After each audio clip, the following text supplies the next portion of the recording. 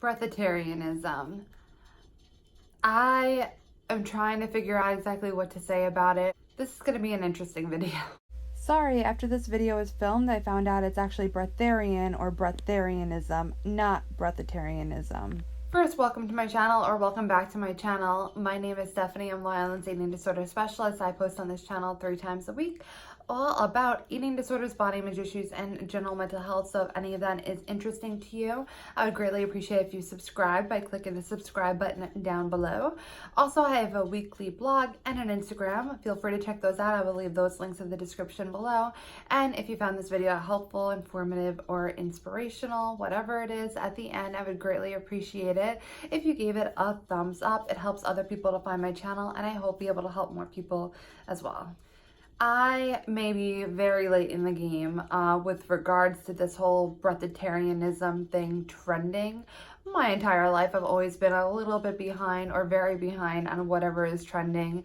It's cool, I have accepted it, but if in case I am, let me know. But I've been ignoring it for a while, but lately I just couldn't. I kept seeing it popping up in my YouTube feed, and I watched a video on it, and I felt that it was probably being sent to me because I needed to talk about it and address it. So I really feel very passionate that I need to be talking about this entire trend, diet, not even truly sure what to call it, lifestyle, whatever. Let me know what you guys are calling it or what it actually is called, because maybe it'll be a little bit easier to reference it as that. I believe that it started with a person who is claiming to be a breatharian, and how it has changed her life completely and all for the better and all of this type of stuff, which, you know, who am I to say that that isn't the case? I can't really say it. However, I do think it's really imperative that we talk about how misleading this entire concept is. Breatharianism, to me, would suggest that you are literally living solely on air. That means no eating and no drinking. That is not healthy whatsoever. So if a person is a breatharian, that's what I would assume that would mean. However, from my understanding, a person who considers themselves this breatharian, they don't necessarily not eat or drink. What they do is they drink water, from my understanding, and they have sometimes they'll have like smoothies and stuff like that. But from my understanding, again, I might be not totally informed on what everyone does. This is what I've heard from bits and pieces, so correct me if you heard anything different. But that they'll have, you know, periodic smoothies and such like that, but not really eating any solid type of food in its solid form. And it's really important just to note that off the base, that it is very misleading, because a lot of times when it comes to trending topics, a person will just pick up what it says and the connotation seems to be, or what it seems to mean, and all of a sudden I think that this is a lifestyle for them and try to do it. And if a person does that, then they might be inclined to solely think that they should live on oxygen, which of course is very dangerous. It is very detrimental for your health. Next point I want to make is that we are human beings. We are animals. We are part of the animal kingdom. And I don't know about you, but I have yet to hear of an animal that doesn't need 3 basic things. We all need oxygen, we all need food, and we all need water. These are the 3 cornerstones of life in the animal kingdom. And I have yet to hear of anyone who has successfully survived for a long period of time without one of these key cornerstones of our lifestyle, of our being. The other part of this that I really want to mention is that it's not healthy for us to also, like, we're given things to be able to use. And if you know of any type of evolution, if you learned about evolution, they talk about how this use it or lose it type of concept. So in theory, what that means is that through evolution, animals I hate to say use the definition of the word, but evolve into different things. Maybe they lose different parts of them that they used to need, but they don't really anymore because it's not a function for it because of the changing ways of life and changing way of society. So one of the things that I'm alluding to in this is that if we are not using our teeth to chew food, that's not good. That's not biologically, if you're looking at science, that's not healthy for you. Our teeth were given to us because we are meant to chew food. We are meant to rip apart food. And if we're not using our teeth, it could be really it's not healthy for you. And if you've ever gone a period of time without eating solid food, perhaps maybe because you were sick or something like that, sometimes you'll even find that when you do start to eat it again, that your teeth are very sensitive. And there's a reason for that, because you're not using them. You need to use your teeth in the form that they were meant to be used.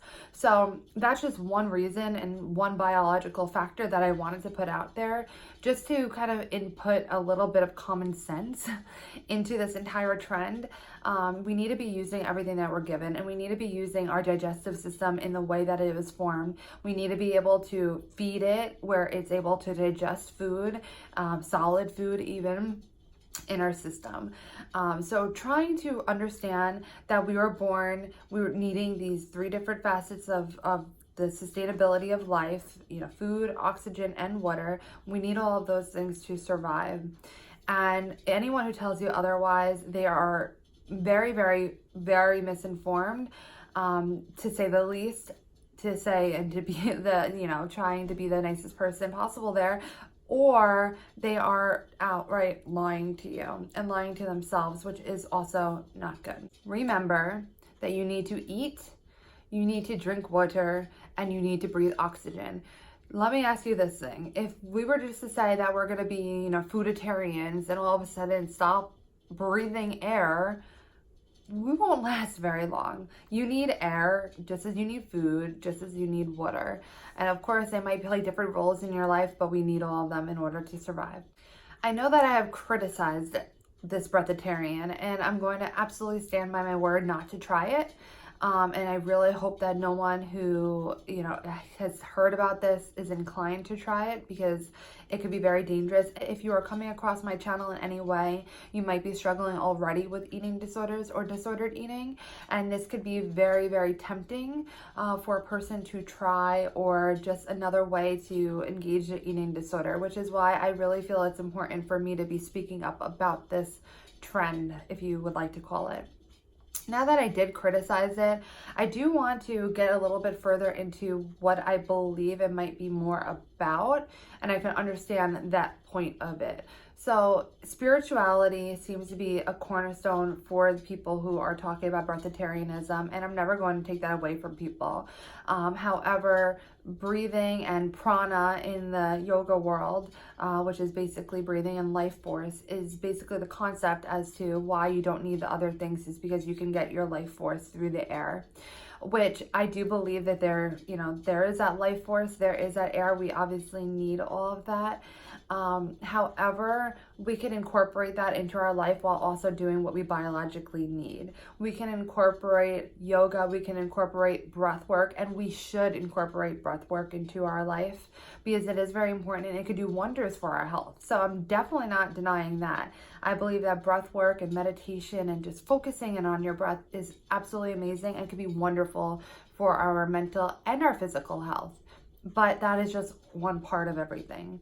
While it is amazing to focus on your breath and do breath work, we also need to be focusing on nutrition and feeding our bodies with things that our bodies need and want and love, as well as it's important to hydrate. I mean, these things are all important. We can't just say that one is more important than everything else, where it could just take over the roles of everything else. With all of that said, I hope that you liked this video. If you did, please give it a thumbs up. Leave a comment down below about what your thoughts are on this entire trend of breatharianism. You can click my face over here to subscribe to my channel. And I wish you wisdom on making sure that you're doing what's right for you and not necessarily listening to all these trends on your journey to finding your state of balance. And I will see you in my next video.